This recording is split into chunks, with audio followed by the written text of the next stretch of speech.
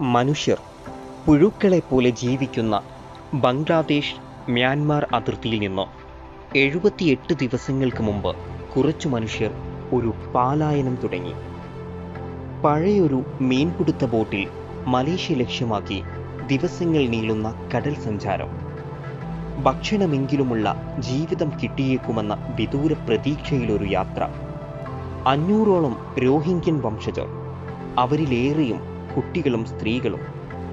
ദിവസങ്ങൾ നീണ്ട പ്രയാണത്തിനൊടുവിൽ അവർ മലേഷ്യൻ തീരത്ത് എത്തുമ്പോഴേക്കും ലോക കാലാവസ്ഥ ആകെ മാറിയിരുന്നു. കോവിഡ് ഭയം രാജ്യങ്ങൾക്കുമേൽ കരിമ്പടം വിരിച്ചിരുന്നു. എല്ലാ തുറമുഖങ്ങളും തീരങ്ങളും കോവിഡ് ഭീതിയിൽ അടച്ചുപൂട്ടപ്പെട്ടിരിക്കുന്നു. രേഖകളില്ലാത്ത ബോട്ടടുക്കാൻ അനുവദിക്കാതെ മലേഷ്യ അവരെ ആട്ടിപ്പായിച്ചു. തായ്ലൻഡിന്റെ തീരത്തും കിട്ടിയില്ല അഭയം. കരുതിയ റൊട്ടിയും വെള്ളവും തീർന്നു.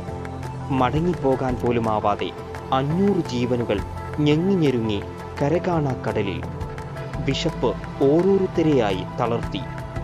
ആദ്യമാദ്യം ദുർബലരായ കുഞ്ഞുങ്ങൾ വിശന്നു മരിച്ചു. പിന്നെ വൃദ്ധരും രോഗികളും. 78 ദിവസത്തിനിടയിൽ 60-ലേറെ പേർ ബോട്ടിൽ മരിച്ചു. ഉപ്പുവെള്ളം കുടിച്ചും ചൂടേറ്റും അവശരായി അന്ത്യം. ഒടുവിൽ ഇന്ന് ബംഗ്ലാദേശ് സമുദ്രസേന കരുണ തോന്നി അവർക്കരികിലെത്തുമ്പോൾ അല്പം പ്രാണൻ ബാക്കി നിൽക്കുന്ന 400-ലേറെ മനുഷ്യരുടെ ഞരക്കം മാത്രമായിരുന്നു ബോട്ടിൽ ശേഷിച്ചിരുന്നത്. വിശന്നു മരിച്ച മനുഷ്യർ, വിശന്ന് മരണം കാത്തുകിടക്കുന്ന മറ്റുള്ളവർ. അവരെ രക്ഷിച്ചു കരയിലെത്തിച്ചു ബംഗ്ലാദേശ്. രക്ഷപ്പെട്ടവരിൽ ഒരാളായ അൻവാറുൽ ഇസ്ലാം AFP ന്യൂസ് ഏജൻസിയോട് പറയുന്നുണ്ട്, ദിവസവും 1-2 പേർ ബോട്ടിൽ വിശന്നു മരിച്ചു. മരിച്ചവരുടെ ശരീരത്തിനു മുന്നിൽ ഞങ്ങൾ അല്പനേരം പ്രാർത്ഥിക്കും, പിന്നെ അവരെ കടലിലേക്കെറിയും. ഒരുപാട് മനുഷ്യർ വിശന്നു മരിച്ച ആ ബോട്ട് നമ്മിൽ നിന്ന് അധികമൊന്നും അകലെയല്ല. അത് നമ്മുടെ കൂടി കടലായ ബംഗാൾ ഉൾക്കടലിലായിരുന്നു. നമ്മുടെയൊക്കെ തൊട്ടടുത്ത് ലോകം ഇങ്ങനെയൊക്കെ മാറിപ്പോയിട്ടുണ്ട്. കോവിഡ് മഹാമാരി മുമ്പൊന്നുമില്ലാത്ത വിധമാണ് ലോകത്തെ മാറ്റിക്കളയുന്നത്. അതുണ്ടാക്കിയ നഷ്ടവും നാശവും ഭയവും അകൽച്ചയും നാം ഇനിയും അറിയാനിരിക്കുന്നതേയുള്ളൂ. അടുത്തെത്തിക്കഴിഞ്ഞ ദുരന്തത്തിൻ്റെയും മരണത്തിൻ്റെയും വിനാശത്തിൻ്റെയും ആഴമേറിയതാണ്.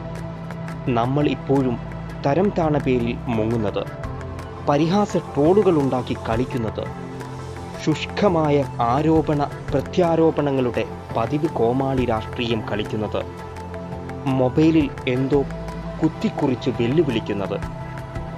ഒരു ജലദോഷം പോലെ കൊറോണ കടന്നുപോകുമെന്നാണ് 2 മാസം മുമ്പ് അമേരിക്കൻ പ്രസിഡന്റ് ഡൊണാൾഡ് ട്രംപ് പറഞ്ഞത്. ആ അമേരിക്ക ഇപ്പോൾ തെരുവിലും വീട്ടിലും മരിച്ചു കിടക്കുന്നവരെ കൂട്ടമാടി കുഴിച്ചു മൂടുകയാണ്. ഇതുവരെ 33,000 മരണം, 6.5 ലക്ഷം രോഗികൾ. ഇനിയുമെത്ര അനുഭവങ്ങൾ കൺമുന്നിൽ എത്രയോ. എന്നിട്ടും ആരുടെയൊക്കെയോ ജാഗ്രതയാൽ, ഏതൊക്കെയോ കരുണകളാൽ, അതുമല്ലെങ്കിൽ പ്രകൃതിയുടെയോ കാലാവസ്ഥയുടെയോ വിചിത്രതയാൽ മാത്രം നീട്ടിക്കിട്ടിയ ദിനങ്ങളിൽ നിന്ന് നമ്മൾ അവസാനത്തെ കോമഡി ഷോ കളിക്കുകയാണ്. ഞാനോ നീയോ വലുതെന്ന ആ പതിവ് ഗുസ്തി. അദൃശ്യനായ ഒരു കുഞ്ഞൻ വൈറസ് നമ്മുടെയൊക്കെ ശ്വാസത്തിലോ വിരൽത്തുമ്പിലോ ഇരുന്ന് ഇത് കണ്ട് ചിരിക്കുന്നുണ്ട്. ഒറ്റ രാത്രി കൊണ്ട് ആരുമറിയാതെ 1000-1000-ആയി പെരുകി നമ്മളെ ശ്വാസം മുട്ടിച്ച് കൊല്ലാനാവുമത്രേ കരുത്തുള്ള ഒരു കുഞ്ഞൻ വൈറസ്. വാട്സപ്പിൽ നിന്നും കിട്ടിയ ഒരു മെസ്സേജ്. കടപ്പാട് AFP ന്യൂസ് ഏജൻസി. അവതരണം മജീദ് കുളിമാട്.